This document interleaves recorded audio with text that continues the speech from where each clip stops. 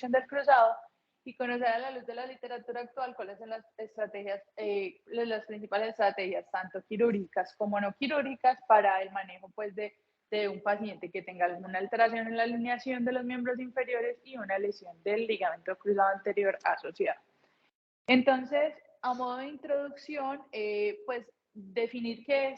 ese pensamiento global en cuanto a la alineación en relación a múltiples patologías en la rodilla, aceptar a la gente,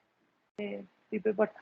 En cuanto a relación con múltiples patologías de la rodilla, pues es algo, digamos, que es relativamente nuevo, ese pensamiento global que se ha venido desarrollando en la literatura a partir de evaluaciones exhaustivas de cuál es la relación entre la alineación y las diferentes estructuras, no solo con el cruzado, eso ha venido siendo como un boom más reciente, el pensamiento pues global de las extremidades inferiores. Sin embargo, pues cuando hablamos ya del ligamento cruzado anterior, la lesión, pues la alineación más patológica, más común que encontramos en relación al ligamento cruzado, va a ser la alineación en varo. Y eso va no solo a tener relación, como vamos a ver durante la charla, con el ligamento cruzado, sino también con todas las estructuras posterolaterales que se van a ver implicadas pues, en cuanto a esta alineación. Y como les digo, pues en relación al cruzado, la alineación más común es en varo cuando hablamos pues, de alguna patología o de alguna relación no beneficiosa en cuanto al cruzado, pero adicionalmente hay que resaltar que esta es la mala alineación más común en general pues cuando se han revisado múltiples poblaciones. Y el valgo, que también va a tener alguna relación con el cruzado, lo vamos a tener, o por lo menos la literatura lo encuentra un poco más asociado, sobre todo a los movimientos dinámicos, más que a la mala alineación como tal. Y el doctor Noyes en su libro, en el capítulo pues, que habla de la alineación en valgo o en varo y las osteotomías, él nos define que la idea cuando uno piensa en una mala alineación asociada a un cruzado es lograr que la alineación sea fisiológica, pues él habla sobre todo pues cuando tenga las indicaciones que vamos a ver durante la charla, antes de pensar en hacer la reconstrucción del ligamento cruzado o asociar la reconstrucción del ligamento cruzado, pues para tener mejores desenlaces. Entonces, para hablar de qué es una mala alineación, hay que saber qué es una alineación normal. Entonces, tendremos varios conceptos que podemos definir una alineación normal. Uno de ellos, digamos que el que más utilizamos actualmente en nosotros en el medio, va a ser los conceptos dados por el doctor Paley, que él nos indica que se deben trazar unos ejes mecánicos que van desde los centros de cada una de las articulaciones de la cadera, la rodilla y el tobillo, y unos ejes anatómicos que van a ser los ejes que van centrodiaficiarios. Entre ellos, pues trazamos las líneas como los vemos en la figura de la izquierda y en general en los miembros inferiores, entonces entre los ejes mecánicos, que sería la primera imagen de la derecha, que es el centro de la cadera, centro de la rodilla y centro del tobillo, si trazáramos pues estos ejes, el ángulo que se forma entre la línea azul y la línea roja en la figura de la derecha va a ser 1.3 más o menos 2 de varo. Y si lo hacemos en cambio con los ejes anatómicos, que sería medio diaficiario, pues con una línea medio diaficiaria en los huesos, entonces tendríamos un eje de 6.8 grados en promedio en valgo. ¿Esto qué quiere decir para la rodilla? Que cuando nosotros miremos una rodilla debemos pensar que la rodilla mecánicamente, pues por los ejes mecánicos es vara, pero anatómicamente la orientación de la rodilla es una rodilla valga y eso lo tendremos que tener en cuenta durante pues, la charla. Adicional a esto, entonces él nos define que para uno definir si un paciente es varo o algo, tracemos el MAD, que va a ser esa distancia que tenemos desde el centro de la rodilla, si trazáramos un eje mecánico desde el centro de la cadera pues, al centro del tobillo. Y esa distancia, pues, en su libro, pues, descrito inicialmente, pues el último que tengo yo registros en el 2002, él explica que la distancia de ese MAD es de 8 más o menos 7 de forma medial, como lo vemos en la imagen al centro de la rodilla, pero en unas presentaciones recientes, en algunos congresos, ya se habla que este rango se ha bajado a 0 más o menos 3 para definir. Si este eje de carga pasa medial, hablaríamos de un paciente varo, y si pasa lateral, hablaríamos de que un paciente es valgo, según el doctor Pérez.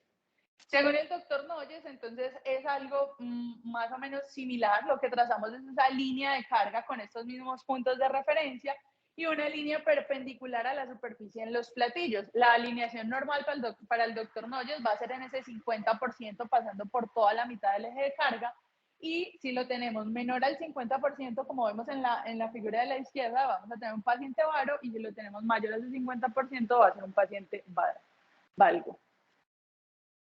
Entonces, ¿cuál puede ser el origen de estas malalineaciones según pues el doctor Noyes, que es, digamos, que uno de los que más habla del tema? Entonces, podremos tener que si un paciente tiene una alineación fisiológica vara o valga, pues digámoslo,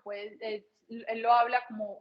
un origen óseo de la malalineación, o también si se asocia a pérdidas meniscales o el cartílago. Puede ser también ligamentario o articular si ya la congruencia de las superficies articulares en la rodilla pues no está adecuada, y estas pueden ser las tres causas de nuestra mala alineación, tanto para varo como para valgo. Cuando uno habla ya del varo como tal, digamos que el valgo tiene unas implicaciones diferentes, pero el varo, que va a ser en parte en lo que nos centramos en esta charla, tendremos que definir tres cosas que existen para clasificar un varo, que es un varo primario, secundario y terciario. Entonces, esta segmentación del varo se escribió para definir las insuficiencias ligamentarias que se asociaban a la deformidad. Entonces, tendremos que un varo primario va a ser cuando tengamos solamente la disminución del espacio articular medial. Es lo que hablan de un varo constitucional por esa angulación tibiofemoral fisiológica, que con el tiempo, si hay una pérdida del cartílago o una pérdida del menisco, pues puede empeorar esta alineación en varo. Y las insuficiencias ligamentarias que veremos en este punto del varo, entonces va a ser ese aflojamiento de las estructuras mediales únicamente, sin ningún otro concepto asociado ligamentario. El doble varo, entonces, será cuando ya tenemos esa alineación tibiofemoral en varo, pero adicional ya tenemos una separación, como lo vemos en la imagen de la izquierda, en ese compartimento lateral, porque ya vamos a tener una deficiencia de esas estructuras posterolaterales. Y se define pues que para decir que ya tenemos la separación del compartimento, debe tener una apertura de más de 5 milímetros y una rotación externa tibial aumentada en más de 10 grados. Que esto lo vamos a asociar a un paciente pues ya con la aparición del lateral thrust, y como les digo, pues va a tener la deficiencia de las estructuras posterolaterales. Y en los pacientes que tenga pues una deficiencia asociada al ligamento cruzado, vamos a tener que esto también va a ser, digamos, una pérdida o una ausencia de esa restricción en varo, que es un componente o una función secundaria, como lo hemos visto en las otras charlas del ligamento cruzado. Y ya el triple varo es cuando tenemos esa alineación tibiofemoral pues vara, separación de ese compartimento lateral, y adicional a esto lo asociamos a un recurvatum cuando el paciente está en extensión. Y lo que vamos a tener es ya una deficiencia severa de todas las estructuras posterolaterales, y en relación al cruzado, el paciente va a tener un aumento de la hiperextensión si también lo asociamos a una deficiencia de este. Entonces, ya teniendo pues más o menos claro en este rápido resumen de cómo debemos enfocar la alineación de nuestros pacientes, entonces, ¿cómo se va a presentar el paciente cuando tengamos una mala alineación asociada a una insuficiencia, pues a una lesión del cruzado? Obviamente esto va a cambiar si nuestro paciente es varo o valgo. Vamos a tener un dolor en ese compartimento medial o en el compartimento lateral, dependiendo cuál de las dos sea la alineación, por sobrepresión, pero asociado a eso podemos tener, digamos, un dolor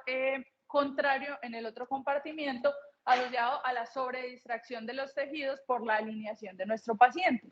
Y tendremos que tener en cuenta durante el examen físico, entonces, evaluar, por ejemplo, en los pacientes varos durante la marcha, evaluar si tienen lateral thrust asociado pues a esa deficiencia de las estructuras posterolaterales, la mala alineación obviamente, y las pruebas de estabilidad que ya hemos visto descritas pues en los otros módulos. Dentro de las imágenes diagnósticas de nuestros pacientes cuando tengan esta doble condición, entonces será muy importante pues obviamente todo el estudio radiológico completo, pero aquí tendremos que prestar principal importancia a la panorámica de los miembros inferiores, que va a ser pues la que nos va a guiar en el tratamiento y en el manejo a definir pues con nuestros pacientes. El SPEC, pues nos sirve y está descrito en la literatura en estos pacientes, sobre todo para evaluar si presenta hipercaptación en estos compartimentos por sobrecarga. Y la resonancia la vamos a dejar, digamos, para el estudio de ya las otras estructuras, tanto pues, ligamentarias, si queremos ver el estado, como meniscales y osteocartilaginosas, para definir cuál va a ser el manejo que tenemos con nuestros pacientes. Entonces vamos a empezar con la malalineación en varo y cuáles son sus implicaciones, y finalmente haré como otro ítem de la malalineación en valgo y cuáles son sus implicaciones. Entonces, ¿qué es lo que pasa con un paciente con deficiencia del cruzado y una alineación en varo? Entonces, durante la marcha, tanto la deficiencia del cruzado como la alineación en varo van a aumentar las cargas en ese compartimento medial en nuestro paciente. Y lo que va a pasar, bueno, aquí se me cortó la imagen que tenía en la esquina, es que cuando un paciente está en varo se va a aumentar, y eso está descrito en estudios biomecánicos. Uno de los que más habla de esto, pues de los que más encontré de la biomecánica, es precisamente el doctor Noyes. Él define que se aumenta ese momento de aducción, y secundario a que se aumenta este momento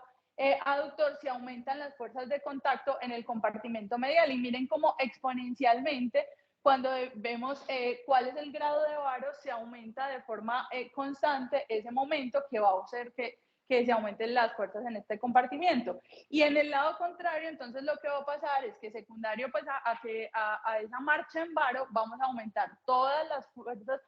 tensiles en el compartimento lateral, que va a generar que tengan que hacer más fuerza los restrictores dinámicos, y todo esto va a generar una elongación de todas esas estructuras laterales asociadas. Y en el cruzado, eso es cuando un paciente está en varo. Y cuando lo tenemos asociado a una deficiencia del cruzado, entonces lo que va a pasar es que vamos a tener una disminución de la magnitud del momento de flexión, que va a ser el dibujo de la derecha, que es ese que se compensa secundario al cuádriceps. Pues el cuádriceps es el encargado de, digamos, sí, de compensar o de compensar ese momento de flexión. Y en los pacientes con un ligamento cruzado por esa traslación tibial anterior, lo que se va a hacer es un aumento de la magnitud del momento en extensión, que va a ser lo contrario, que va a estar asociado a una compensación secundaria de los isquiotibiales en la región posterior. Entonces, esto, como les digo, pues está escrito desde es un poquito enredado, pero es algo que hay que saber porque se va a encontrar pues en varios estudios biomecánicos, pero esto no es nuevo, esto está escrito desde el 92. Es uno de los primeros reportes que encontré del doctor Noyes, que fue un estudio que él hizo con 32 pacientes en varo, precisamente asociados a una lesión del cruzado, y les hizo un análisis biomecánico de la marcha, evidenciando esto que les digo, pues en forma de porcentajes, midiéndolo de forma biomecánica. Entonces encontró que cuando los pacientes tenían la lesión asociada, el varo y el cruzado, se aumentaba en un 62% el momento de aducción, las cargas mediales obviamente aumentaban en un 6%, las tensiles que elongan esas estructuras laterales aumentaban en un 47%, y el momento de flexión, que es el que les digo que se compensa con el cuádriceps, disminuía en un 47%, y el de extensión, que es los isquiotibiales, aumentaban en un 50%. Pero esto, más que los porcentajes en cuanto a la biomecánica, para definir qué es lo que pasa con los pacientes, hay que saber que ellos pues, en un tercio de estos pacientes, cuando tenían las lesiones asociadas, hicieron cambios adaptativos, que lo que hacían, pues tratando de compensar un poco estos momentos en flexión y en extensión, era que disminuían esa actividad del cuádriceps y trataban de optimizar esa de los isquiotibiales para mejorar, digamos, la eficiencia durante la marcha en estos pacientes.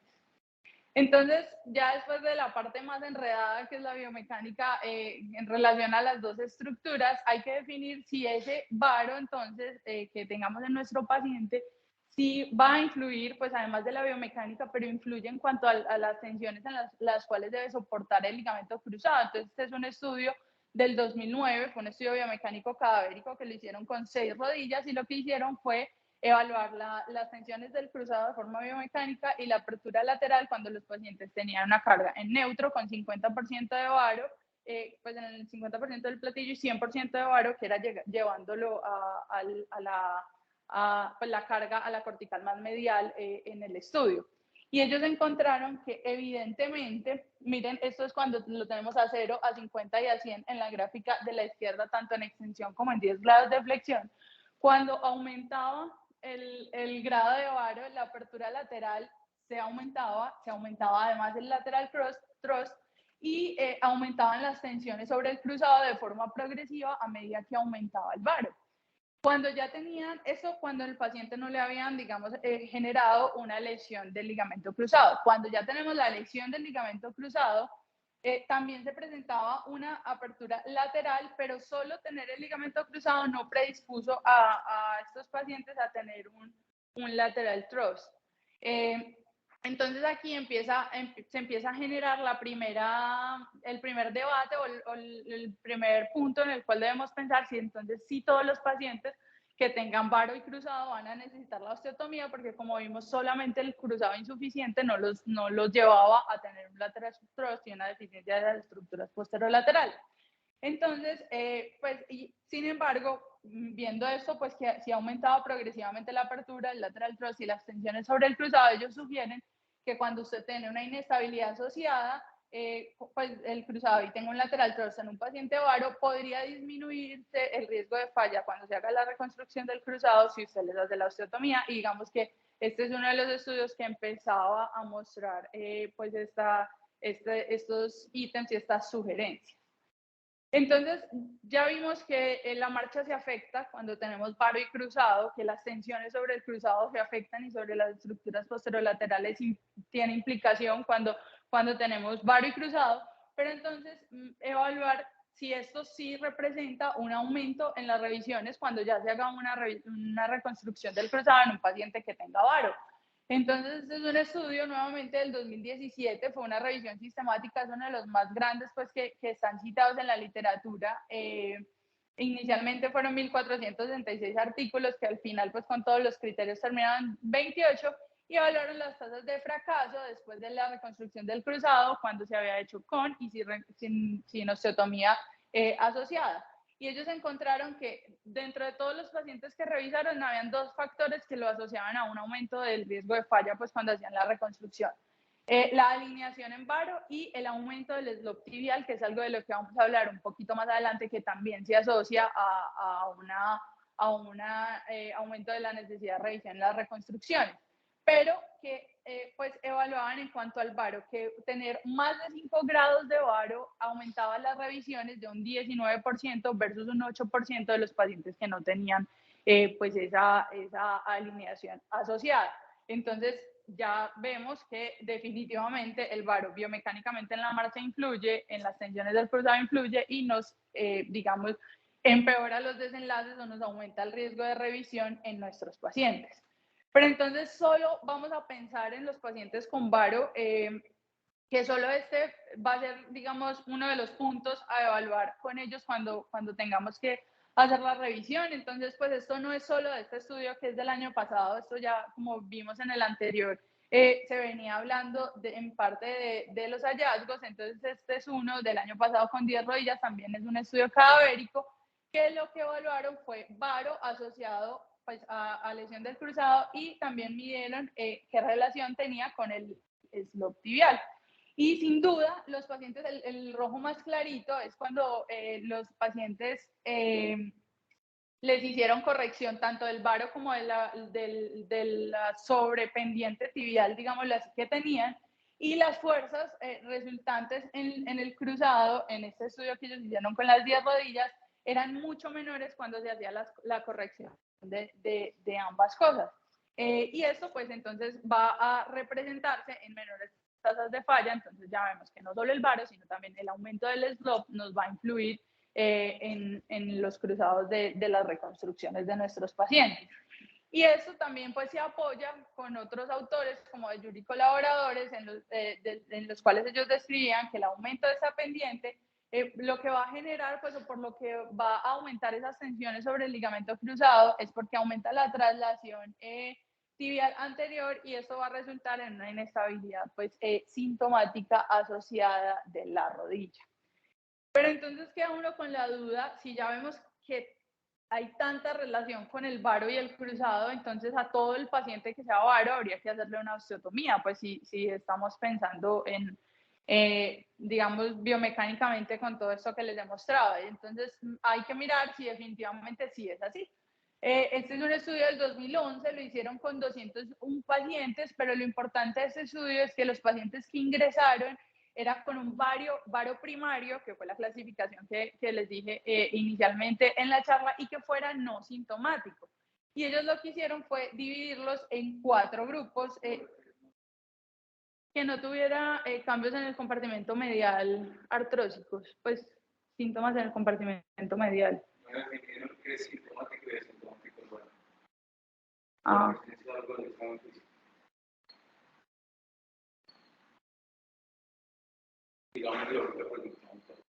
Bueno,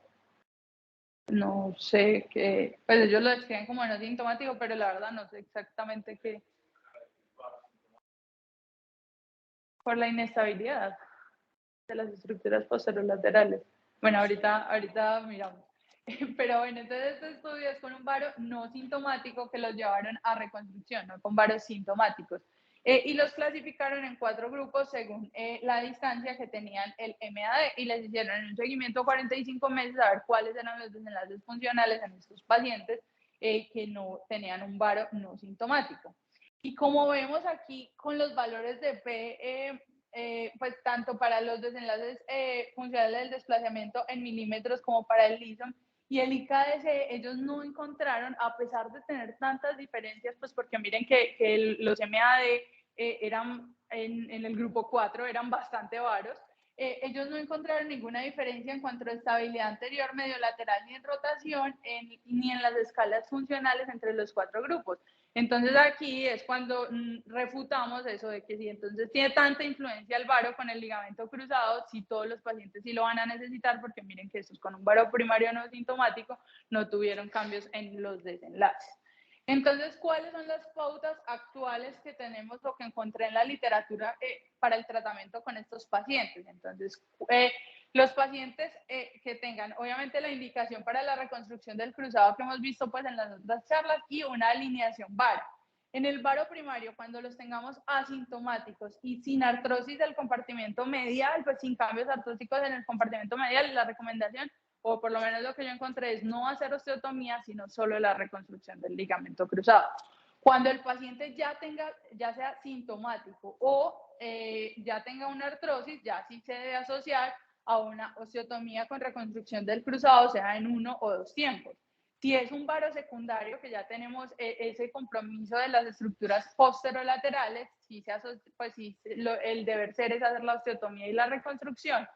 Y cuando tenemos el varo terciario, que es ese compromiso severo de las estructuras, entonces se debe hacer la osteotomía, la esquina posterolateral y la reconstrucción del cruzado en 1 o 2 tiempos. Y las contraindicaciones de las cuales se habla en la literatura van a ser si un paciente obviamente tenga arcos de movilidad restringidos, que son con estos grados de flexión y extensión, un daño articular severo y obesidad y tabaquismo las ponen como contraindicaciones relativas, sobre todo como por el tipo de pacientes y el compromiso que tengan pues para dejar de fumar durante el procedimiento. Entonces, ¿cuáles van a ser, además, pues, dentro de estas y las otras indicaciones de hacer los procedimientos conjuntos? Cuando el paciente tenga algún grado de artrosis, tenga varo y tenga el cruzado, y tenga inestabilidad clínica o sintomática. Cuando tenga una falla asociada a una artrosis y un varo, obviamente, porque ya con la falla, la indicación pues también es hacer la osteotomía. Cuando tenga también una falla y un slope que lo describen algunos autores como por encima de 12 grados, se debería pensar pues en la corrección. Obviamente si tenemos un doble o triple varo asociado a un cruzado, por lo que ya les expliqué anteriormente, con esa inestabilidad clínica o sintomática, o si tenemos ya lesiones asociadas meniscales o condrales, también deberíamos hacer los 2 procedimientos en nuestro paciente. Entonces, pero ¿y qué pasa con los pacientes mayores? Entonces, a estos también se beneficiarán de hacer los 2 procedimientos pues, cuando se presenten. Entonces, lo que se encuentra actualmente en la literatura es que los pacientes mayores con baja demanda y artrosis moderada medial la mayoría de artículos defienden que inicialmente solo se hace la osteotomía y con esa osteotomía, si después de esto hay una inestabilidad clínica o sintomática, se puede pensar en otro tiempo en hacer una reconstrucción del ligamento cruzado, pero no hacerlo pues de forma inicial. Y hay autores como el doctor Williams y el doctor Noyes que solamente con la realización de la osteotomía mejoraban pues esa sensación de inestabilidad, por ejemplo, en el estudio del 2003 en un 63% en pacientes mayores. Lo que sí mejoraba cuando se hacían las dos intervenciones fue el Leeson, que mejoraba en los pacientes en los que se hacía la osteotomía más reconstrucción, pero digamos que la alternativa o lo que actualmente evidencia más en la literatura es que en estos pacientes se hace primero la osteotomía y si persiste la sensación de inestabilidad, si es necesario, pues obviamente la osteotomía sí tiene indicación. Si persiste la sensación de inestabilidad, se puede pensar en hacer una reconstrucción del cruzado posteriormente. Dentro de la técnica quirúrgica, cuando hacemos las dos intervenciones, pues lo describen como un reto quirúrgico, sobre todo por las múltiples estructuras y los múltiples implantes que hay que poner en el momento de las dos intervenciones. ¿A dónde vamos a llevar el eje de corrección? Casi todos los estudios que logré encontrar lo que definen es llevar ese punto de corrección al punto medio entre el 50 y el 70, creo que es que lo ponen ellos, que es en el 62.5 en la parte del declive de la espina, que va a representarse entre que sería pues los 3 a 5 grados de valgo mecánico que vimos que era la alineación ideal inicialmente. El SLOP, como les dije, se habla de hacerle una corrección asociada con osteotomía en el momento del cruzado cuando lo tengamos por encima de 12 y se recomienda en algunos estudios hacer una artroscopia de forma inicial a los pacientes en los que usted haya planeado hacer la osteotomía con la reconstrucción del cruzado porque se ha encontrado que puede cambiar, digamos, el plan quirúrgico hasta en el 17% de los casos, entonces incluso algunos autores lo hablan como un paso inicial en el momento del procedimiento quirúrgico. Lo que se recomienda es primero hacer la osteotomía y después hacer la reconstrucción del cruzado, porque primero se puede hacer por la misma incisión pues de la osteotomía, se puede hacer el túnel para la reconstrucción y adicional pues para que no se haga una lesión del injerto cuando usted esté haciendo la osteotomía y por eso recomiendan tomarlo previamente. Y ya la posición de la placa pues va a depender de cómo logre usted ajustarla según que no le influya con el túnel del cruzado, pero lo que se recomienda es ponerlo en una posición central para que no se cambie el slope si se pone en la región más anterior o en la región más posterior de la placa. ¿Y cuáles son los desenlaces entonces que tenemos de nuestros pacientes cuando hacemos las dos intervenciones en los pacientes en los que está indicado, como ya les dije? Esta es una revisión sistemática del 2015, que fueron 11 estudios con 218 rodillas en pacientes jóvenes que se hicieron los dos procedimientos y se evaluaron los desenlaces funcionales.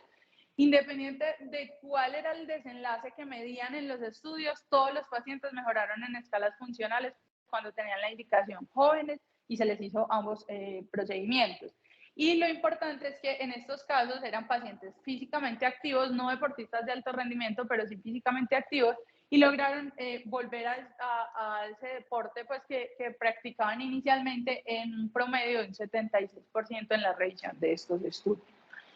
Y este pues es otro estudio del 2017 con 104 rodillas y lo que evaluaron fue desenlaces funcionales, retorno deportivo, complicaciones y progresión artrosis, que es algo muy similar a lo que encontramos en el estudio anterior. Lo que hicieron fue evaluar estos 4 estudios que hasta el momento eran los más grandes que hacían la intervención conjunta, y los desenlaces funcionales, igual que en el estudio anterior, mejoraron cuando estaba indicada y se hacía. El retorno deportivo, el retorno deportivo también tuvo unas tasas similares de retorno al otro estudio, incluso algunos llevándolo hasta el 92%, y la progresión a osteoartrosis, que es un desenlace que no había visto, pues digamos, en el otro estudio, también disminuyó esa progresión en los pacientes en este seguimiento que les hicieron en estos estudios, pues en esta revisión sistemática.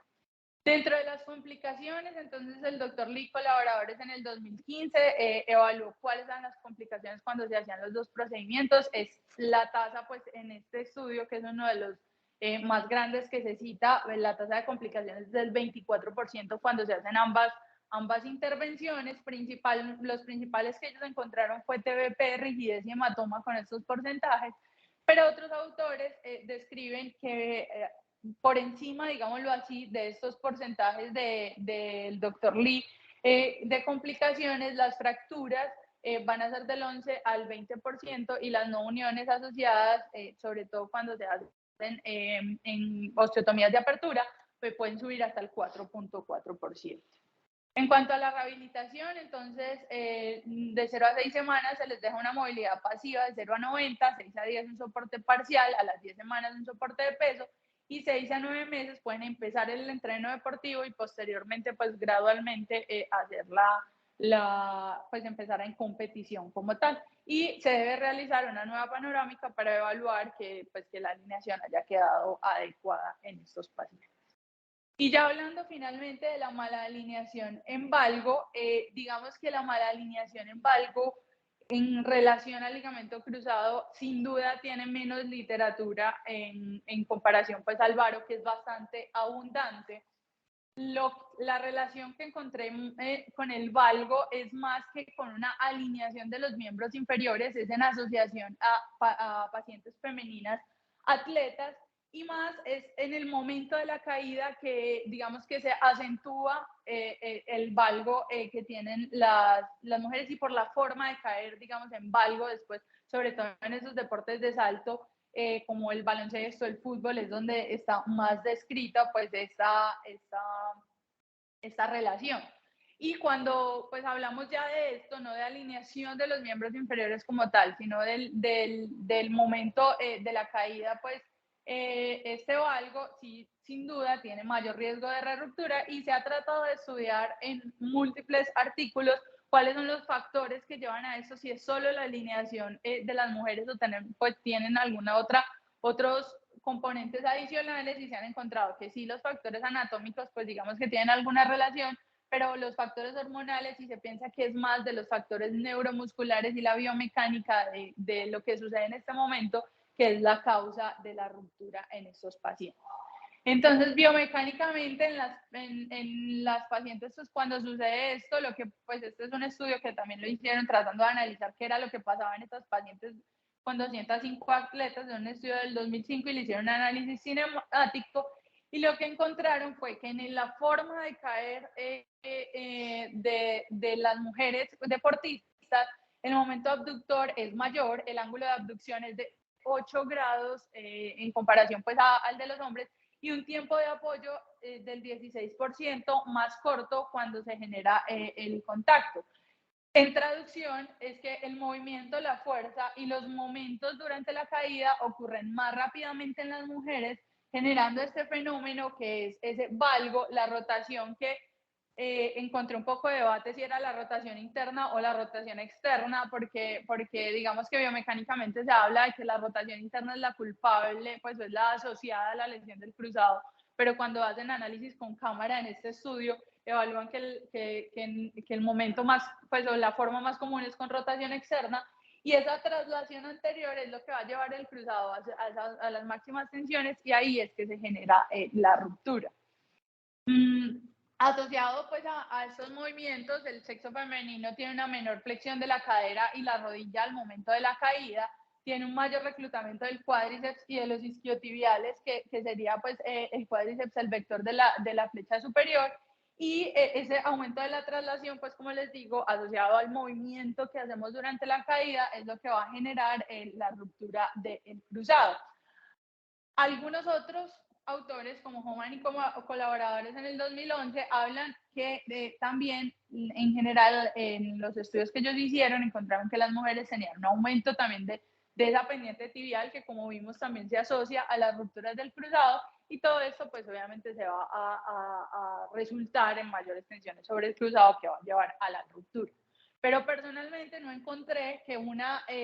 pues que esté demostrado en la literatura, en los artículos, que el valgo como tal, como solo la alineación, no asociado a todos estos cambios neuromusculares que existen, sino solo la alineación, el valgo, sea un factor anatómico aislado que sea el responsable de las mayores tasas de ruptura pues, del ligamento cruzado. Lo del TTTG, profe, no lo encontré por ningún lado, lo busqué por todos lados, ¿sí o no? Y en cuanto al manejo en estos pacientes, cuando ya tenga la lesión del cruzado, es más que el manejo quirúrgico, pues pues ya en el manejo quirúrgico, como lo hemos visto en las otras charlas, los pacientes que tengan las particularidades del injerto, pues por ser deportistas, mujeres, hiperlaxas, asociarlo a un ligamento anterolateral, teniendo en cuenta que estas personas, pues esta población femenina deportista va a tener más riesgo de ruptura y mayor riesgo de lesión de la rodilla contralateral. Y el manejo, pues en estos pacientes que está descrito, además obviamente cuando ya se rompa, hacer la reconstrucción del cruzado, va a ser un entrenamiento neuromuscular dirigido que ha demostrado tasas de reducción hasta el 88% en algunos seguimientos, 62, 88%, pues lo cual es una intervención bastante adecuada en estos pacientes. Como a modo de conclusiones, la mala alineación de los miembros inferiores, tanto el varo, digamos, como alineación morfológica, y el valgo de forma dinámica van a causar alteraciones biomecánicas que predisponen a la alteración de cargas y la inestabilidad con respecto al cruzado. Se ha encontrado que la mala alineación en varo y el aumento del eslop tibial como factores anatómicos son los que más se encuentran asociados a riesgo de falla en cruzado. No está claro que la mala alineación en valgo solamente anatómica tenga una relación directa con la lesión del cruzado, pero sí el colapso en valgo durante los deportes, principalmente en mujeres, y se debe individualizar a los pacientes con mala alineación de los miembros inferiores para definir, porque como vimos, pues no todos se les hace osteotomía, cuál es la conducta adecuada según los signos, los síntomas, la función, el tipo de paciente que tengamos, a ver si se benefician de un procedimiento asociado de realineación o solamente de la reconstrucción del cruzado.